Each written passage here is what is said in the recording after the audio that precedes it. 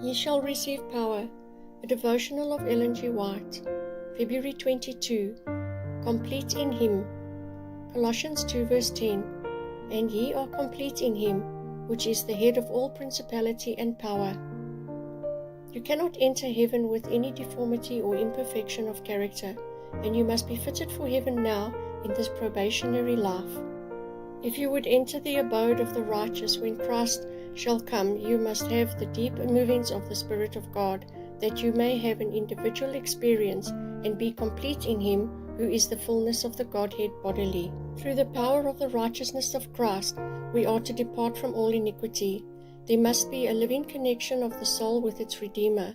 The channel of communication must be open continually between man and his God, that the soul may grow in grace and in the knowledge of the Lord. But how many do not pray? They feel under condemnation for sin, and they think they must not come to God until they have done something to merit His favor, or until God has forgotten about their transgressions.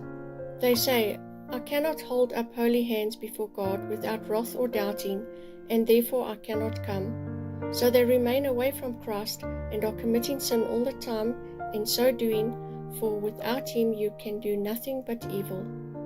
Just as soon as you commit sin, you should flee to the throne of grace and tell Jesus all about it.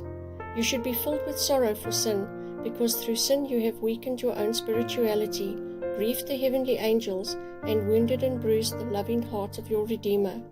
When you have asked Jesus in contrition of soul for His forgiveness, believe that He has forgiven you. Do not doubt His divine mercy or refuse the comfort of His infinite love. If your child had disobeyed you and committed wrong against you, and that child should come with a breaking heart to ask forgiveness, you know what you would do. You know how quickly you would draw your child to your heart and assure him that your love was unchanged and his transgressions forgiven. Are you more merciful than your merciful Heavenly Father, who so loved the world that He gave His only begotten Son, that whosoever believeth in Him should not perish but have everlasting life? John 3 verse 16. You should go to God as children go to their parents.